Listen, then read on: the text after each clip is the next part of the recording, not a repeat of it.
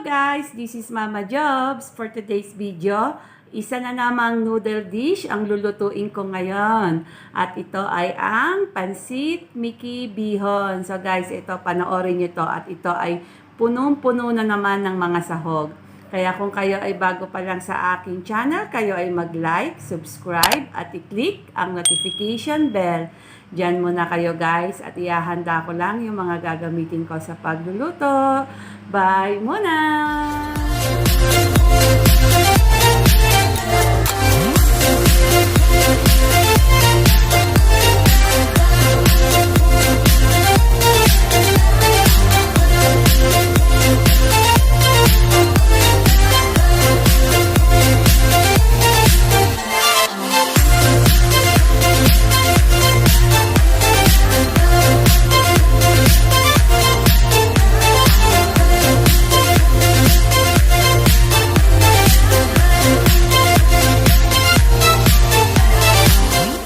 Meron tayong chicken. Ito guys, pinakuluan ko na to. Pinalambot ko na siya sa tubig na may asin. Chicken liver, squid balls and kikiam, garlic, onion, bell pepper, carrots, celery, chicken cubes, cabbage, pancit bihon, Miki noodles. Para sa seasoning, meron tayong soy sauce, oyster sauce, at black pepper. So, start na tayong magluto. So, ngayon, nagpainit na ako ng oil sa pan.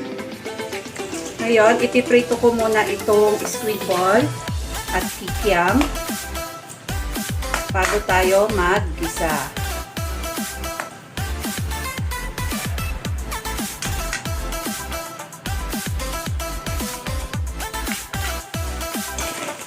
Ayan na, malapit nang maluto itong ating squid ball at kikiam. So, ang next na gagawin naman natin ngayon ay mag-start na tayong mag-gisa ng mga gulay.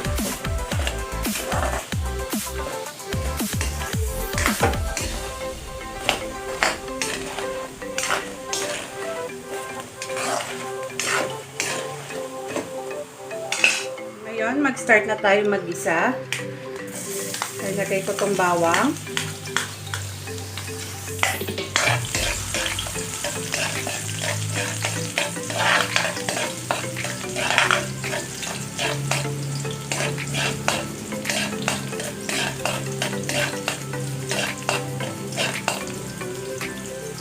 And then, itong sibuyas.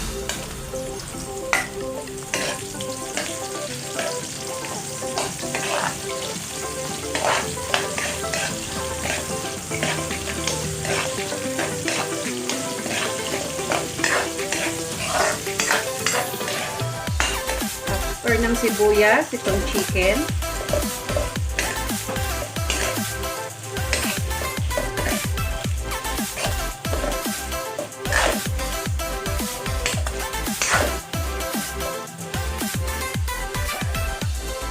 Then, lalagyan natin ng soy sauce.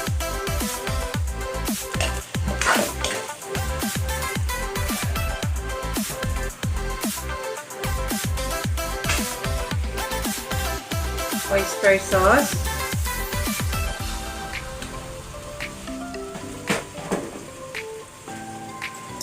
black pepper,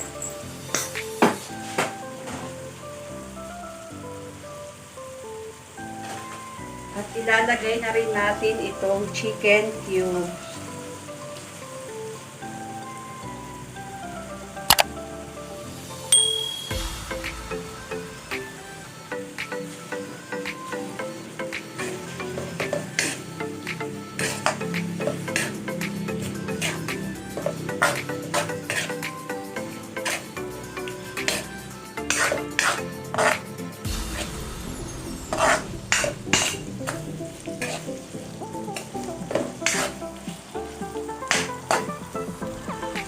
Then, after ng chicken cubes, ilalagay na rin natin itong carrots at celery.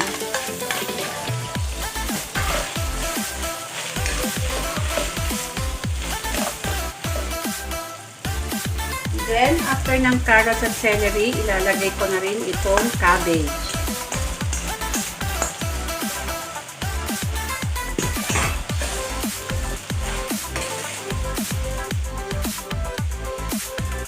Then, ilalagay natin itong sweet peas.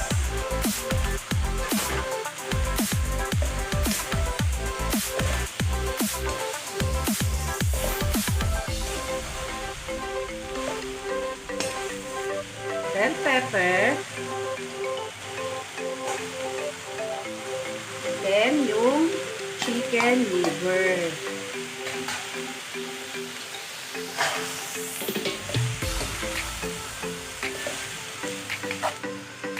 So, ayan guys, lalagyan ko siya ng konting broth.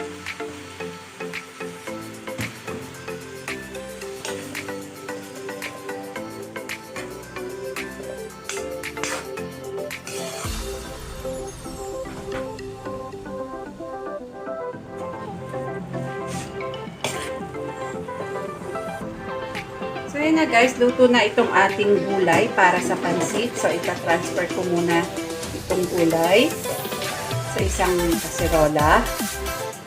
And then, ang ine-next na natin ay yung bihon at yung Miki noodle. And then, ita-transfer natin itong chicken broth kung saan ko nilaga kanina yung chicken tsaka yung atay ng manok.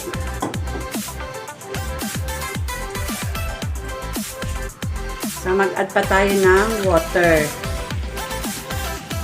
So, pakuluan lang natin to. Hintayin natin kumulo para ilagay na natin yung bihon. So, yan na guys. Kumukulo na yung tubig. So, ilalagay na natin itong bihon.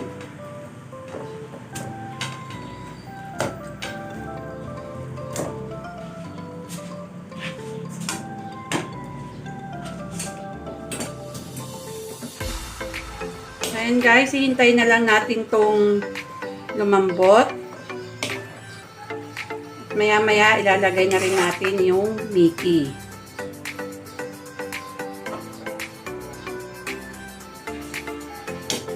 So mag-a-add pa rin tayo ng soy sauce para magkaroon ng kulay itong bihon.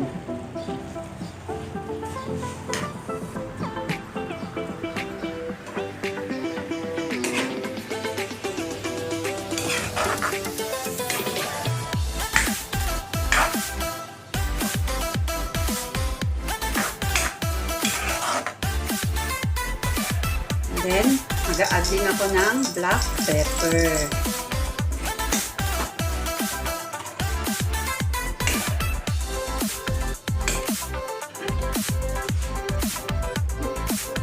So, ayan guys, medyo konti na yung pinakatubig nitong bihon. So, ang i-add na natin ay itong Miki.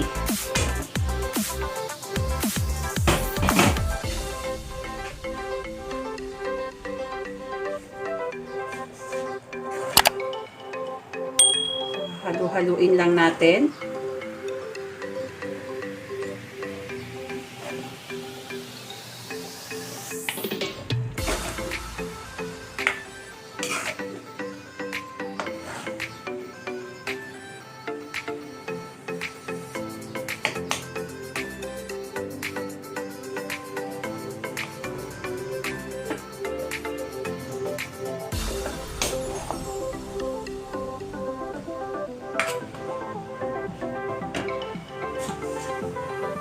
Then, mag-add ulit tayo ng konti pang soy sauce.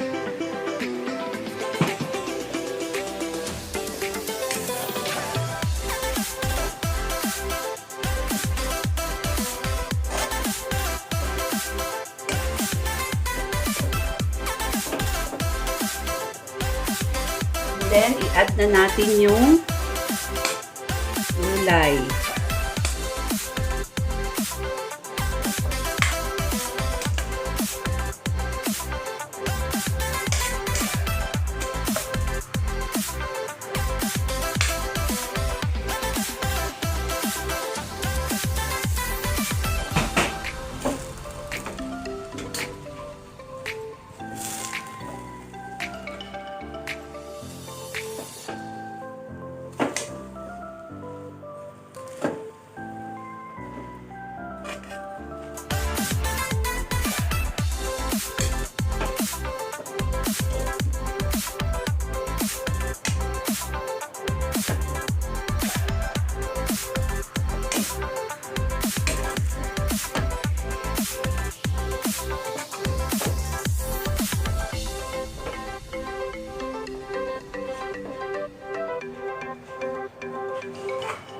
So, ayan na guys, nahalo na yung mga gulay.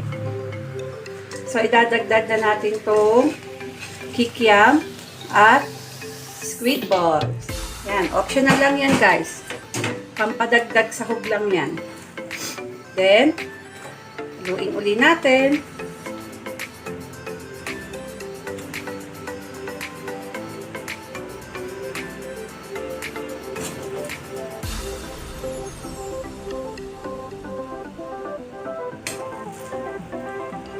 So, ayan na guys, luto na ang ating Pancit Miki Bihon. Kung nagustuhan nyo ang aking video, kayo ay mag-like, subscribe, at i-click ang notification bell.